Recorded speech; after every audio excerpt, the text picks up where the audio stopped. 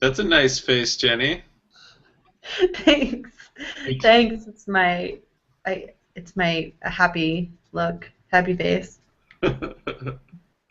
No comment. Hey, everybody.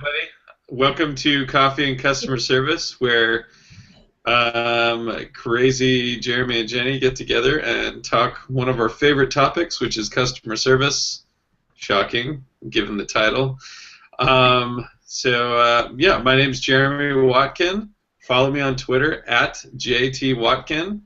And I'm here with Jenny Dempsey at Jenny Sue Dempsey. We're looking for Thank, followers anywhere we can get. thank you for not giving my full name this time. Jennifer Suzanne Dempsey. Yep. Yep. Thank you, Jeremy Troy Walken. Here's this funny. Gotcha. What are you drinking today? Well, I'm here with my boring jug of water. Nice big jug of water. Staying hydrated. It's hot here in San Diego. Hot and dry. It's great. Fiery. And fiery. Very fiery. I am, yeah, it is blazing hot. I am working at home, and Drinking beer. uh, you said I'm drinking a nice IPA. No, I'm drinking, you know as well as I do that I don't drink IPA, but this is Sun Tea. And I'm on my second glass today. It's deliciously refreshing. Yum. So, so yeah. Hey, your visits to San Diego are always eventful, aren't they? Yes, they are. Every time I seem to come out, something happens, and this time it's fires, and that really sucks. Yeah, I guess we can lead with something. So, if you're following the news at all, we're um, crazy wildfires going on just north of us in Escondido and San Marcos. But Jenny actually came out to participate in an event that's near and dear to our heart called the American Cancer Society Relay for Life. We had a friend a couple years ago, well, about 5 years ago, a friend and colleague of ours, Todd McGovern, was battling cancer, and we were trying to find some way to support him in his fight and in his journey. And so we decided to sign up for the Relay for Life, create a team, and do our best to walk alongside him. So much of the journey with cancer, I mean, he's going it alone because we obviously couldn't understand the pain and the journey that he was going through, but wanted to do anything we could to support him. So we started the Relay for Life team. Well, Todd passed away a couple years ago, but we've had the opportunity to keep that going, and that was going to be this weekend.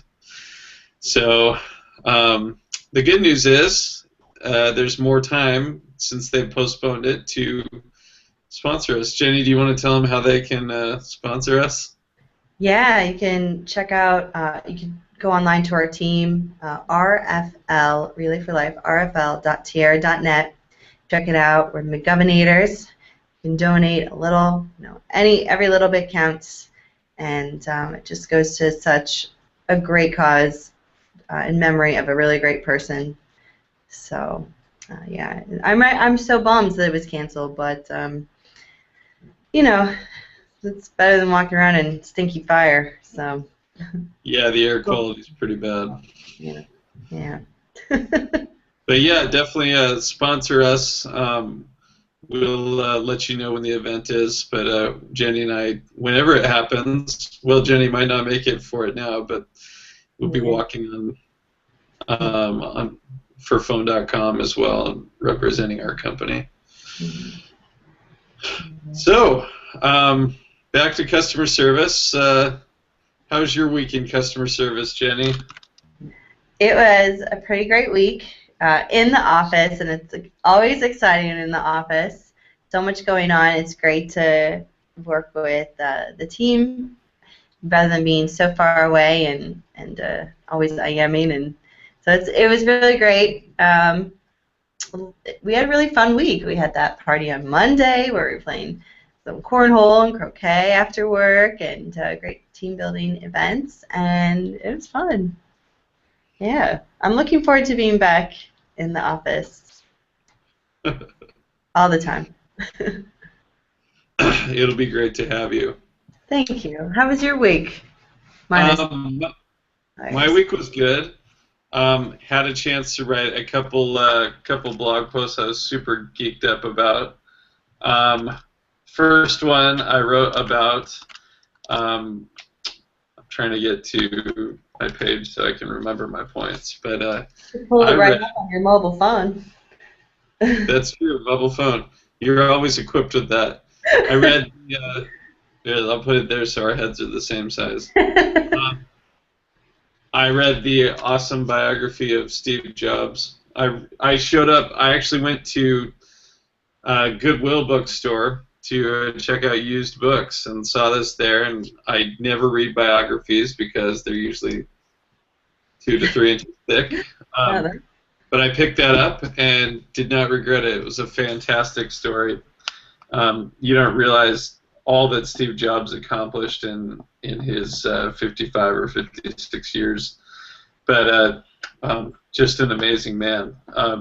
You may hear different views from people on him, and probably most of them are true. I think some people would call him a jerk, some would call him a micromanager, and some would call him brilliant. And I think all of those things are aspects of Steve Jobs, but certainly there's a lot to learn. So I hope you get a chance to check out my post there. Just a few of my 5 points that I took from that book were that he had an amazing focus on making great products, and was passionate about it. He viewed it as an art. He was just attracted to artists, and they had people that were technical, but really they were artists as well. Something that seemed to set Apple apart from other companies making computers is they didn't just want to make a functional machine, they wanted to make it a beautiful machine as well. And you see that if you buy an Apple product, you see that in the packaging. I was shocked to see that they actually have patents on their packaging. So those boxes that have the iPhone or the MacBook or whatever, those boxes are all patented. And Steve Jobs, when he was alive, had a hand in creating each of those boxes and designing them, which is crazy. That's really cool. Yeah. So the second thing that I thought was awesome from the book was his focus on the end-to-end customer experience. You could boil it down to being a control freak, but I can totally respect his desire to make sure the customer had a perfect experience, the best experience possible. And one of the best ways to do that, if you understand how to create a great product from start to finish, you can control that and make it amazing. And I think that's really what Steve Jobs' focus was. He didn't want to relinquish that control to another company that might not share the same values and might not view it as an art like he did. So I thought that was interesting. Another one was that you look at an Apple computer and they are very simple. They avoid any excess buttons and toggles and stuff like that. And he certainly did that and just showed simplicity. Seems like it's easy, but simplicity takes a ton of work. But I think it improves the user experience. Working with A players was another thing that you heard Steve Jobs mention a lot. He recognized talent, he recognized artists, and he wanted to, and he would maximize them. I don't know how people avoided burnout, but somehow I think he was such an inspiring leader, the way he would talk about the design of the products, that people wanted to work for him, even though he might yell and swear at them. So those are kind of my key points from the book, but just a fascinating story to learn about him. Meetings was cool too. I liked that. Yeah, walking meetings, that was kind of a simple point, but you seem to like to walk with people and talk with them. And it's interesting, kind of in another vein, I have some friends that talk about why do we meet people in places where we always have to spend money? Like, why do we always meet at Starbucks for meetings or whatever? And let's maybe simplify and just meet up and go for a walk or do something else that's free. And maybe bring our own tea or coffee or whatever from home.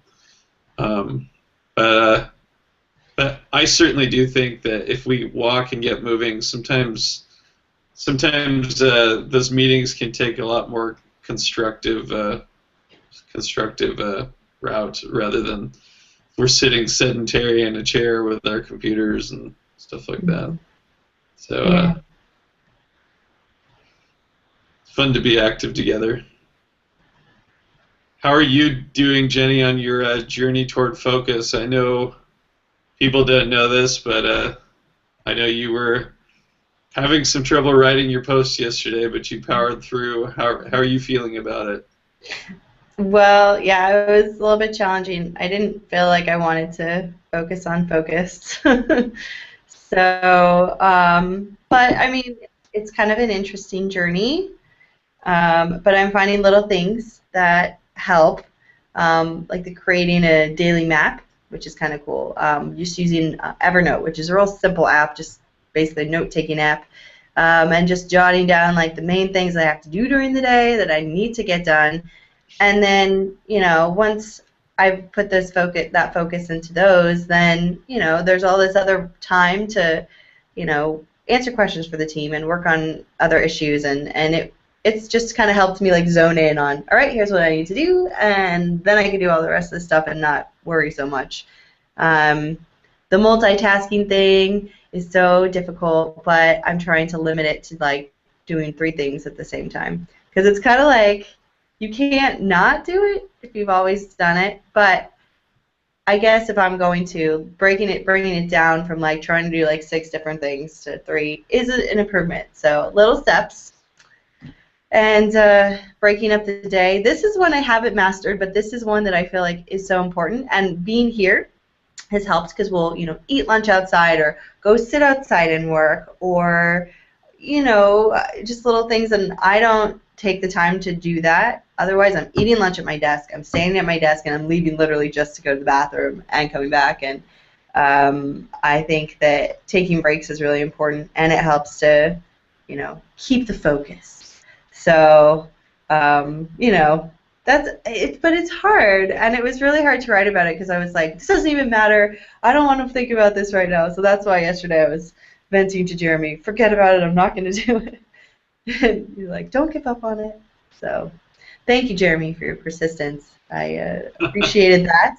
Got me to write it, and yeah, and now I want to see that movie again. I haven't seen that in years, the Hocus Pocus movie. So. Yeah, I don't think I've ever seen that movie. Oh, no way! It's great. You should definitely watch it. It's funny. Bette Midler's great in that movie. Oh, I thought maybe that was Bette Midler in your picture. Yeah. I totally have never seen that, but maybe I will look on Netflix and see if it's there. I don't know if I'll lift a finger beyond that, but. That's funny. So yeah, that's. Do you feel like you are now that you're at least kind of mapping out your day in Evernote? Do you feel like, even though you might still be jumping from task to task and back and forth, that you're feeling like you're leaving the day having gotten more things done or accomplished more things? Yeah, definitely. Having that base plan there definitely helps to feel a little more accomplished. May not have gotten everything done, but that's not even a realistic goal. So yeah, I don't know. What do you do to stay focused at work? I mean, you're being pulled in all these different directions too. Yeah, meetings and this and that. And so, how do you do it? What do you do, Jeremy? Man, I still don't think I'm that effective. But a couple days this week I was in like a 4-hour meeting and came home and my inbox is overflowing with people going, "Why are you ignoring me?" and stuff like that. And I'm like, "I'm not. I was just in a meeting where I'm trying not to have my computer open." But so actually, I worked from home. Interesting. Maybe you can scold me about this, but I worked from home yesterday. Okay. And I seriously spent the entire day trying to conquer my inbox because there's so much internal and then external customer service that still goes through my inbox. And if I let it ride too long, then people are wondering what I'm doing, and obviously people just need to be supported. And I'm a firm believer in trying to keep my inbox cleared out, but if I spend, if I'm at a conference for a day, then I get backed up. So I spent the entire day trying to at least get my inbox down to one page. And I did achieve it by the end of the day, but I felt a little agitated, like maybe I didn't accomplish anything. And I think my big thing was that I spent all my time on my inbox and didn't work on any of the bigger projects that I really need to be getting to. So I think there's a lot of wisdom in blocking the day out into meaningful chunks. And I know one thing I think we heard our good friend Jeff Toyster talk about is you're more effective if you close your email and then maybe open it for an hour and say, I'm going to allot this hour just to bang out a bunch of emails. But the peaceful day working from home yesterday, kind of laying low, allowed me to get caught up on a lot of stuff. So that's nice. Sometimes I think both of us, Jenny, I think we're wired as, at least I speak for myself, you might agree with me, but I think we're wired as customer service people to enjoy interacting with people and genuinely want to help them. And when you're in the office, you tend to be a target for questions and all kinds of stuff. So even just being out of sight once in a while is really good to allow us to focus, because you don't realize it, but when you're working on stuff and someone wants to come talk to you, whether it's just taking the time to learn to engage someone and show genuine interest in them, that ends up being multitasking as well. Yeah, you're right. Congrats on getting through that inbox, though. That's no easy task. Yeah. So I did write. I wrote one other post that. Oh, I wrote about. I saw a bumper sticker that got me thinking. Just a bumper sticker that just said "Be nice," and I feel like being nice is just one aspect of customer service. We obviously want to be kind to people. It's definitely a value, but then part of being awesome, I use the word empower. It's so important. You can be nice to a customer and still be wrong or not go the extra mile to help them out. If you want to redefine nice, great, but I think you have to throw words like empower in there, follow up.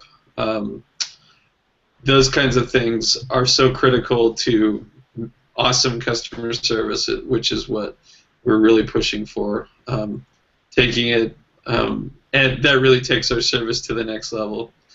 I think we definitely want to hire people that are nice, but also people that are amazing problem solvers and amazing at anticipating the needs of customers. And I think that's really going to help us go to the next level. So that was a fun little insight. Yeah, I like that.